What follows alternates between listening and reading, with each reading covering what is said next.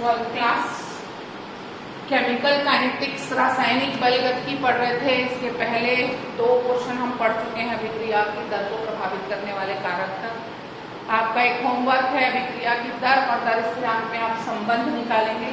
आज हम पढ़ने वाले हैं आगे आणविकता या अणु संख्यता, लेकिन उसके पहले आप एक नियम जो कहाँ पढ़ चुके हैं 11th में, उसको सुनिए। द्रव्यानुपाती क्रिया नियम गुलबर्ड वागे ने दिया। किसी रासायनिक अभिक्रिया की दर अभिक्रिया में भाग लेने वाले अभिकारकों के सांद्रण के सक्रिय द्रव्यमान के समानुपाती होती है।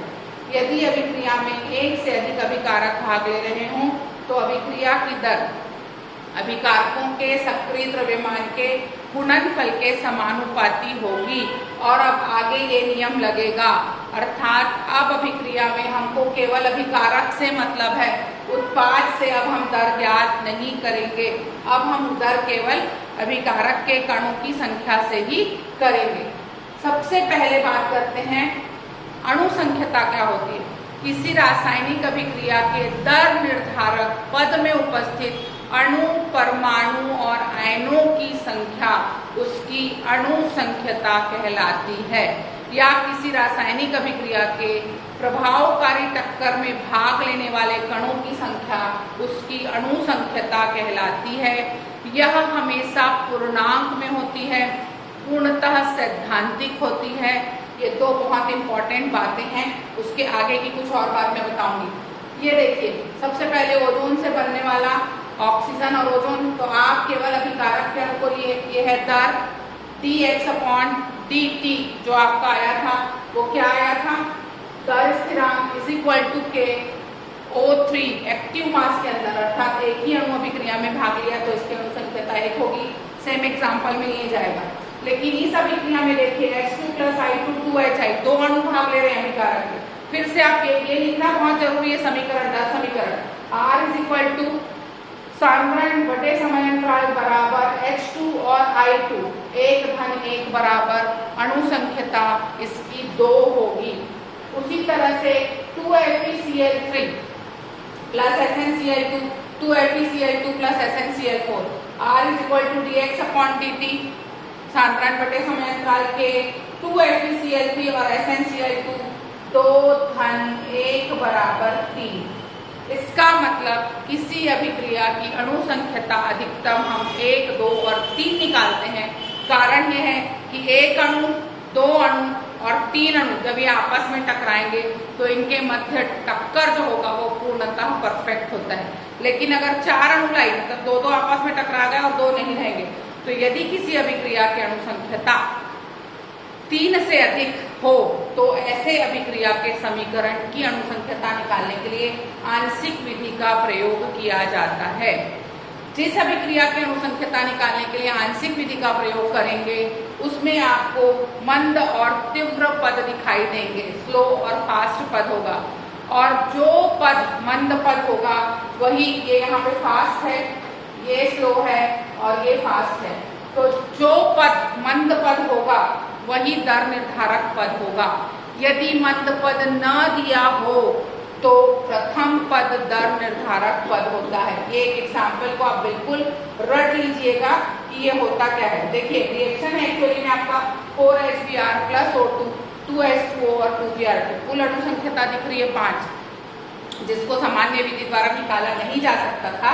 इसलिए हमने किया HBr की O2 से अभिक्रिया करा के HOOBr बनाया, फिर इस HOOBr की HBr से अभिक्रिया करा के 2HOBr बनाया, फिर HOBr + HBr से H2O और Br2 निकाल के फिर 2 से गुणा किया। तो आपको मालूम है समान चीजें जो हैं वो कट जाएंगी और विपरीत चीजें, ये कट जाएगा सब आपका, और विपरीत चीजें जो हैं वो उतर जाएंगी। और यहाँ पर चूंकि ये फास्ट ये स्लो है तो इस पद में जो कण है वो अणु संख्यता का निर्धारण करेंगे। इसमें 2 कण हैं तो अणु संख्यता इस अभिक्रिया की 2 हो जाएगी। यदि ये पद नहीं दिया होता स्लो पद, तो प्रथम पद ही दर निर्धारक पद होता और उस अभिक्रिया की भी अणु संख्यता वहीं से निकाली जाती। ये अणु संख्यता का पूरा डिटेल है, आप इस पे नोट्स बनाएंगे। उसके बाद आते हैं अपन कोटि में, ऑर्डर ऑफ रिएक्शन। किसी रासायनिक अभिक्रिया की कोटि उन समस्त घातों का योग है जो अभिक्रिया के प्रेक्षित दर समीकरण को प्रदर्शित करने के लिए सांद्रण के प्रत्येक घात पर लगाई जाती है। किसी रासायनिक अभिक्रिया की कोटि उन समस्त घातों का योग है जो अभिक्रिया के प्रेक्षित दर समीकरण को प्रदर्शित करने के लिए सांद्रण के प्रत्येक घात में लगाई जाती है, प्रत्येक पद पर घात में लगाई जाती है।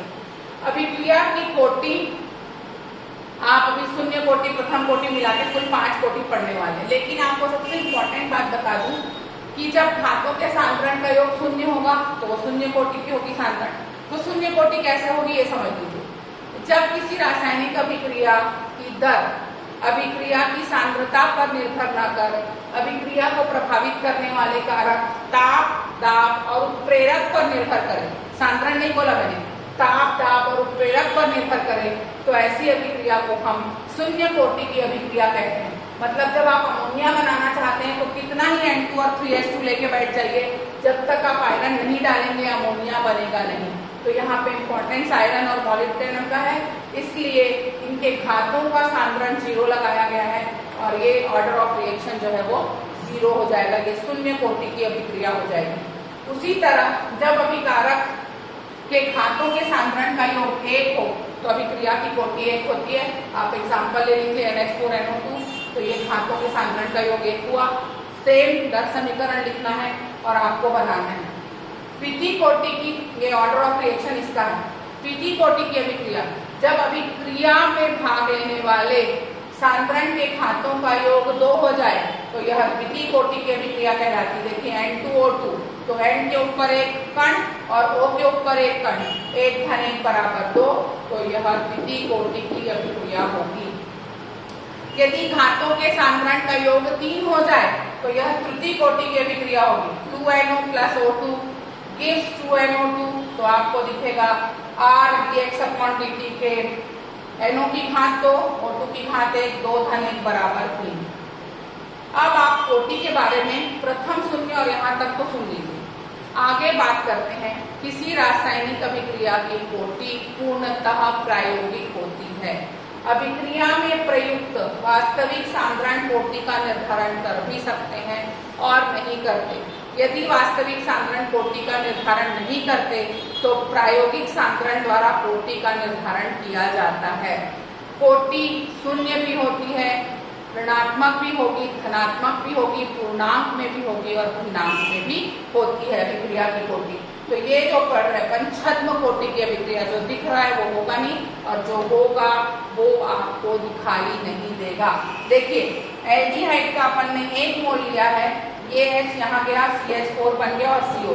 अपने को ऐसा लग रहा है कि 1 मोल में ही अभिक्रिया संपन्न हो गई, लेकिन जब अपन प्रैक्टिकली इसको करेंगे तो जब तक इसका 1.5 मोल खर्च नहीं होगा मेथेन नहीं बनेगा। तो यहाँ पर आप अभिक्रिया का दर समीकरण लिखेंगे तो R = dx/dt = CH3CHO की घात 3/2 यानी 1.5। तो ये जो है जो दिखा वो हुआ नहीं, ऐसी अभिक्रिया को हम छद्म कोटि की अभिक्रिया कहते हैं। वैसे ही आपको एक प्रथम छद्म कोटि की अभिक्रिया पढ़नी है जहाँ पे आप शर्करा का प्रतिपन्न करेंगे, है ना। शर्करा का प्रतिपन्न यानी C12H22O11 plus H2O से आपको मिलेगा C6H12O6 plus C6H12O6। यहाँ पर ये बस कोटि अभिक्रिया की कोटि का निर्धारण करेगा, ये नहीं करेगा। कैसे सुनिए, इसको बोलते हैं प्रथम छद्म कोटि। ठीक है, कैसे होगा सुनिए। किसी रासायनिक अभिक्रिया के संपन्न होने में जब विलायक की सांद्रता में अल्प वृद्धि या कमी उस अभिक्रिया की दर को प्रभावित न करे तो ऐसी कोटि को हम प्रथम छद्म कोटि की अभिक्रिया कहते हैं। और इसमें विलायक के सांद्रण को अभिक्रिया के दर समीकरण में नहीं लिखा जाता। तो जब आप इसका दर समीकरण लिखेंगे R = dx/dt = K, तो केवल स्टार्च के अणु को लिख देंगे C12H22O11 और घात में लगा देंगे 1 और इसको नहीं लिखा जाएगा। इस टाइप की अभिक्रिया की कोटि प्रथम छद्म कोटि की अभिक्रिया कहलाती है। आपका होमवर्क है वेग और वेग स्थिरांक, दर स्थिरांक और वेग स्थिरांक में अंतर और दर स्थिरांक के बीच संबंध, ये दोनों आपको करना है। आगे हम ग्राफी विधि वगैरह पढ़ेंगे। Thank you.